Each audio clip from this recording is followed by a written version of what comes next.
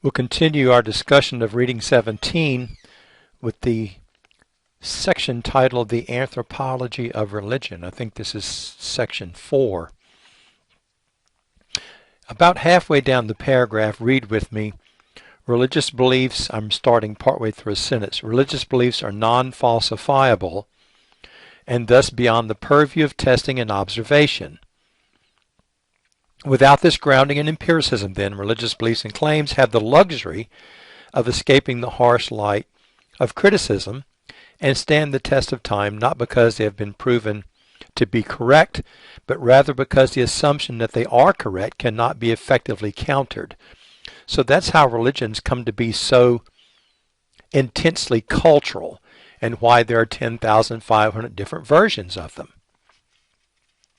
It's not like a scientific notion that you can put forth that can be tested.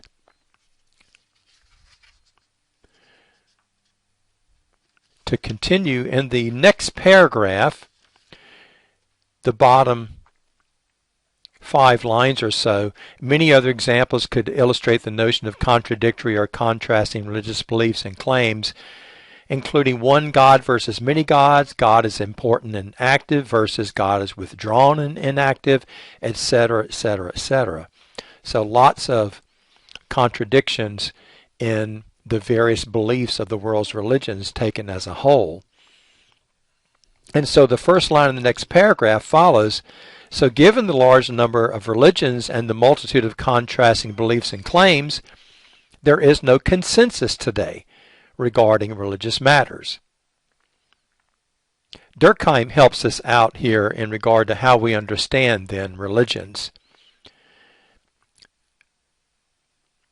Read with me in the block quote. Durkheim had this to say, quote, "There are no religions which are false." It's important that you understand what he means by that. Remember now, this is an atheist talking. So clearly he's not saying that all religions are true, meaning that what they're claiming about God or gods or the afterlife is true. He's not saying that at all.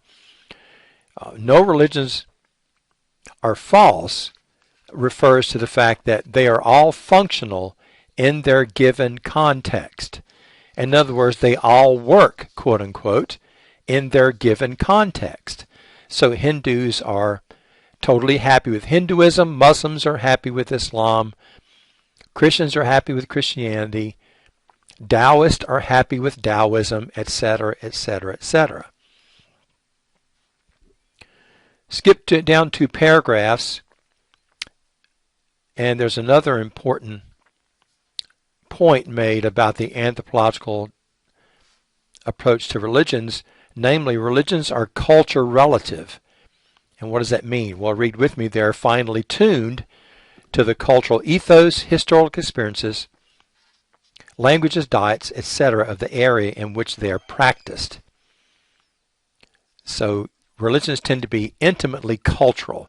They're produced in one area, embraced by people in one area, and they're all affected by the particular circumstances of that area, be they historical, geographic, environmental, demographic, whatever. Next paragraph, you read that there is a sort of law of religions, namely that religions tend not to spread outside their area of origin, and that is true for virtually all religions. There are a couple of notable exceptions, and I do discuss those exceptions in the following paragraphs. The 3 major exceptions being Christianity, Islam, and Buddhism. But that's not too many. Remember, there are 10,500 different religions, so this law holds pretty well if there's only just a handful of exceptions. Christianity and Islam are easy to understand. These religions were promulgated and spread by a very strong, highly organized, well-armed group of people that just moved across the landscape and basically subjugated everyone in their path. So the case of Christianity and Islam are quite similar.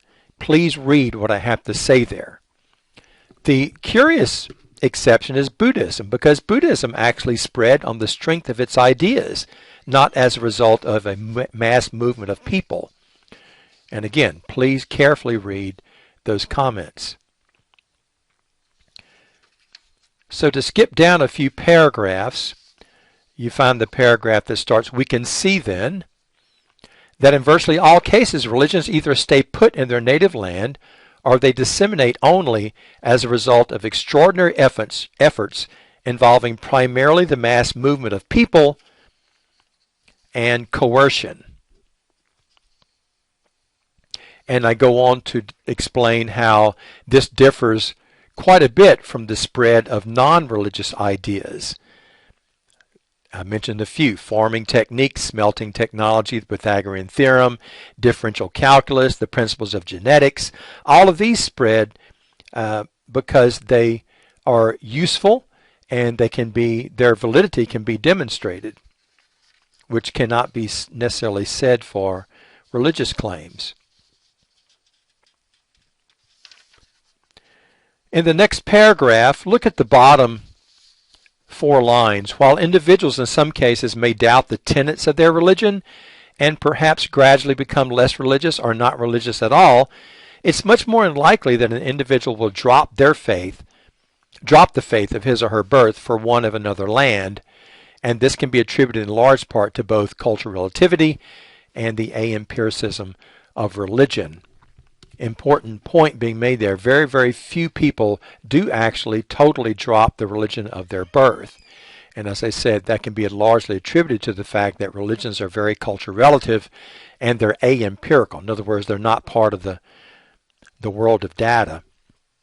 And then in the next paragraph, I note another law or principle of religion, namely, geography is the greatest predictor of an individual's religious affiliation. And once again, please read through the commentary very carefully there, because I'm not going to comment on that a whole lot more here. But just to say that, generally speaking, if you know someone's place of birth, it's highly probable that you'll guess their religious affiliation.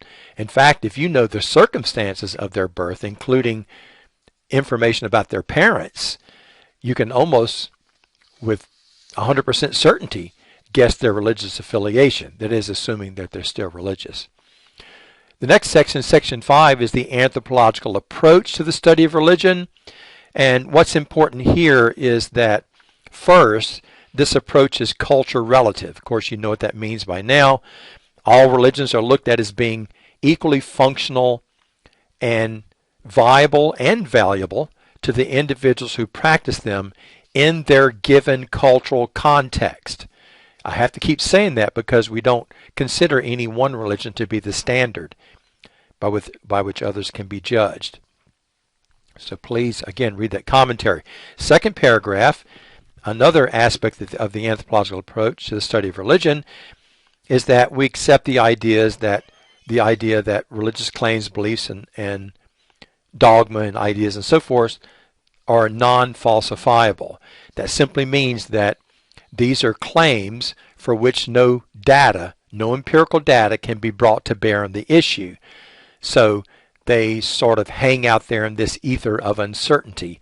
We can never know if they're true or they're false. It's important that you understand falsifiability here, okay? And then finally, the anthropological approach is agnostic. Now, to be agnostic means you neither accept nor reject the existence of God, or just in general religious claims regarding God or the afterlife, etc. And so that approach works really well for anthropology, because our task is to simply go into a particular culture and learn about their religion from their perspective. Right? We're concerned about the functionality of the religion, not really concerned about the truth or falsity of their religious claims. So agnosticism is a very sensible mindset to adopt when you're studying religions. It doesn't mean you have to be an agnostic to study religions. That's not the point being made here. Next section addresses different forms of religious belief. You can read about them all there. And since I'm assuming you're going to do your reading, I'm going to keep my comments brief. Monotheism, of course, is a belief in one God. The big three Western monotheisms, as they're called, are Judaism, Christianity, and Islam. They all recognize and worship the God of Abraham. Then we have deism, and deism really isn't what people normally would conceive of as a religion. Because actually the only way that deists are religious is that they accept the idea of a creator God. They don't, however, accept anything else. Rituals, prayers, miracles, scriptures, and so forth are all rejected. I also note naturalism, and as explained there, the idea that everything that occurs in this world can be attributed to natural processes. In other words, when you're trying to describe things of this world, there's no need to invoke the supernatural or supernatural forces or God or gods to understand them. Now please note, this does not necessarily imply atheism, because no comment is being made about what might transcend this world. It's just saying that in regard to this world, we can also look to this world for reasons for things happening. Polytheism is next. Of course, that's many gods. You have a discussion there. You see the term monism, which is important. Monism is the idea that there is one God, but this one God manifests itself in many different ways. Hinduism is a perfect example of that. Then atheism, of course, atheism is the mindset that denies the existence of God or gods. That's atheism. Agnosticism, we've already talked about that. These are people who have doubts regarding the existence of God or gods, and they feel that we can't know about these things one way or the other. So agnosticism. Next paragraph, materialism. Materialism is the idea that only the physical, tangible world is real, right? All that exists is the physical, tangible world that we live in. There's nothing beyond it, in other words. So they don't believe in heavens, hells, gods, angels, demons, and so forth, right? Reality is simply the physical, tangible world we live in. Now, materialists are necessarily atheists. Because think about it, just by virtue of their definition of materialism, it doesn't allow for the existence of God or gods. Then animism is the next paragraph. We've already talked about that. Please read through that. I give you some examples of animism.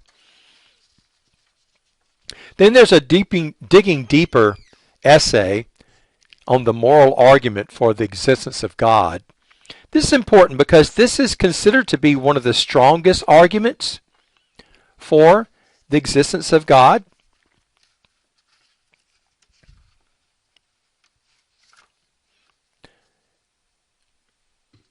That people still discuss today.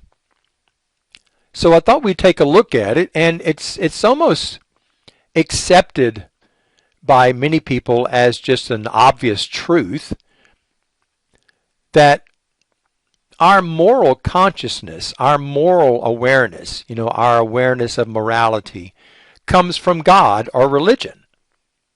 In fact, that notion is so widely accepted it's very seldom critiqued. And that's the notion, that assumption is the notion that is the foundation of the moral argument. As you can see, they all have the same basic structure. You can read in the second paragraph there. The premises of the arguments all recognize the existence of objective moral principles, or the existence of a moral consciousness, like our moral awareness, and the fact that the limitations of human beings are such that we cannot be the ultimate source of these things. So you can read, I have two different versions of it, but basically that's the gist. So it appears that, let's say to the critic, that they give up quite quickly on the idea of humans being the source of a moral awareness or a moral consciousness. And that's where, to me, the arguments are weakest. Because we can make counter arguments whereby it is reasonable that humans actually did create ethics, develop a moral consciousness on their own, and that's basically what I do in the argument.